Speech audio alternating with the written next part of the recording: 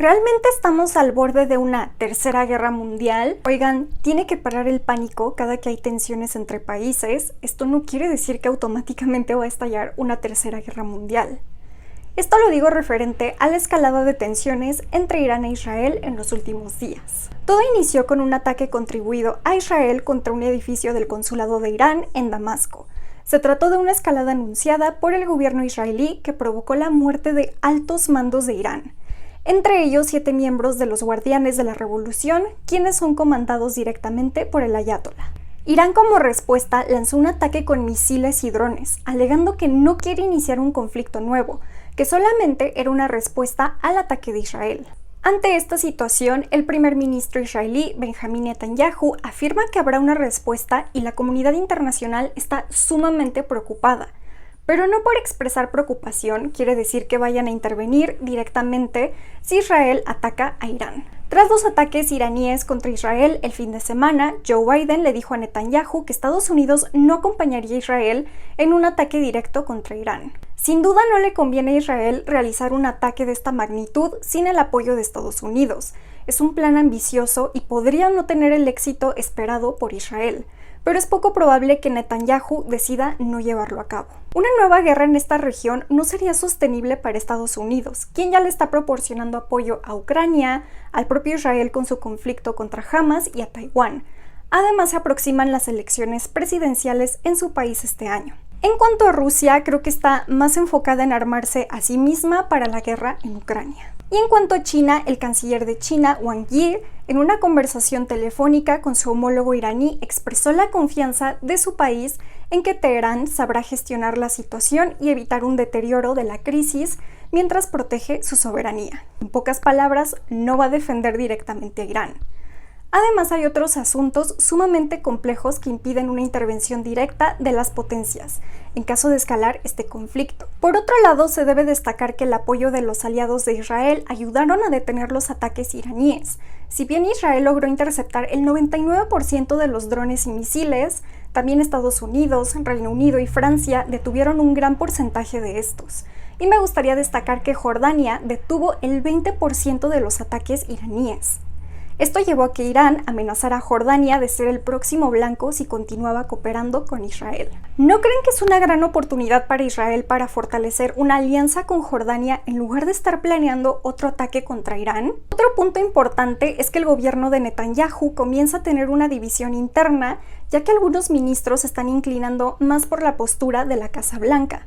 Estados Unidos puede utilizar esto a su favor para generar mayor apoyo al interior del gobierno israelí a su petición de no responder a los ataques de Irán. Pero la finalidad de Netanyahu de escalar las tensiones con Irán son desviar la atención de la crisis humanitaria en Gaza, calmar las críticas internas, frenar el desarrollo de armamento nuclear iraní y, por supuesto, mantener su gobierno fuerte y ganar apoyo de la población israelí. En conclusión, no va a ser el inicio de la Tercera Guerra Mundial, pero sí es una escalada sumamente alarmante que debemos estar monitoreando. A pesar de que Biden le pidió a Netanyahu no responder a los ataques iraníes, lo hizo. Israel atacó el norte de Isfahán a través de una estrategia que muchos analistas denominan como estrategia de disuasión, la cual consiste en dar un mensaje a sus rivales que si atacan su territorio, va a responder a todos estos para demostrar su capacidad.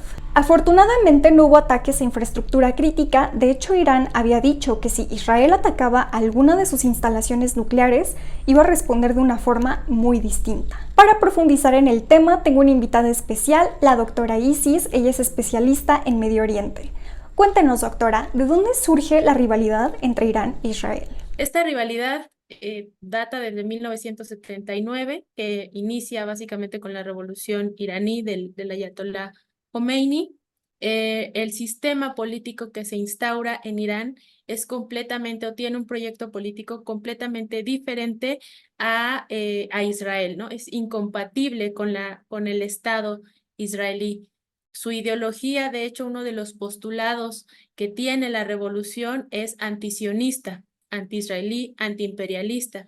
¿Por qué? Porque a Israel se le ve como esta especie de intruso en la región. un intruso que además es este espía de Occidente, ¿no? Occidente en general, es decir, Estados Unidos, Europa, ¿no? Es este espía que además es un territorio en donde se pueden poner bases militares estadounidenses, donde puede ser este espacio eh, perfectamente equipado en contra de Irán. ¿Y por qué en contra de Irán? Ahí retomo un poco lo que estaba diciendo anteriormente, porque es un sistema islámico el que se instaura y en muchos de sus principios está, digamos, en desacuerdo con la colaboración con Estados Unidos específicamente en materia política, en materia económica, que es lo principal en términos petroleros, ¿no? Por ahí pensar que también Irán es un espacio petrolero muy importante. Y bueno, esta falta de compaginación es la que genera la rivalidad en general con Occidente y específicamente con Israel porque es muy próximo a su territorio, ¿no? Y entonces se toma, por ejemplo, en este sentido, la causa palestina, la defensa del pueblo palestino para, digamos, abanderar este movimiento antisionista, aunque los intereses pues sean propiamente políticos y económicos. Desde ahí hasta hoy, ¿no? Hasta el día de hoy, es que se desarrolla y se va agudizando esta relación tan conflictiva entre Israel e Irán específicamente. ¿Por qué no vimos una intervención directa de sus aliados, principalmente las potencias, en estos ataques recientes? Porque nadie quiere una escalada en la región. Ninguna de las partes lo quiere. Definitivamente lo que se va a intentar o lo que se ha estado intentando desde Estados Unidos y la Unión Europea, por ejemplo, incluso de otros países árabes, es tratar de mediar, ¿no? Y en el caso de Estados Unidos, decir, bueno, ayudo a la defensa, pero no ayudo al ataque. Justamente porque lo último que se quiere es una crisis en la región que agudice los problemas que ya están y agregue unos adicionales, ¿no? Yo estaría pensando, por dar un ejemplo, en el posible cierre del estrecho de Hormuz o en más ataques a barcos comerciales en el Mar Rojo, ¿no? Como lo hemos visto con los hutíes. Entonces, creo que aquí el único que está interesado en la guerra, pues va a ser Netanyahu, ¿no? Bibi, como le dicen de cariño, pero nadie más el entorno, de los aliados, incluso de la región, yo creo que están siendo o quieren ser muy cautelosos y muy moderados en las posiciones que tomen, o más que en las posiciones, en las acciones que tomen. Vimos que Israel sí respondió al ataque de Irán a pesar de que Estados Unidos le sugirió no hacerlo. ¿Estallará un conflicto entre ambos países? La posibilidad está, eso siempre va a ser una carta sobre la mesa. Pero creo que mucho dependerá de cómo se estén calculando los posibles, las respuestas, los ataques, ese diálogo que se tenga entre Irán e Israel. Las partes definitivamente no quieren una escalada. Ni Irán que atacó, ni Israel que respondió. Ha sido dentro de estas acciones militares han sido moderadas, han sido bastante calculadas, pero salvo que algo de esto falle, de estos planes moderados fallen, creo que no hay una posibilidad de guerra entre ellos, pero siempre va a estar presente y sobre todo considerando que a Netanyahu le conviene la guerra para poder tener el control, obtener todavía esa popularidad, ese respaldo al interior de Israel, porque recordemos que él había tenido antes del ataque del 7 de octubre muchos conflictos internos, desde el tema de la reforma judicial que quería hacer, desde que él mismo ha tenido controversias por corrupción, por tráfico de influencias. Es un gobernante que ya tenía las horas contadas en Israel, ¿no?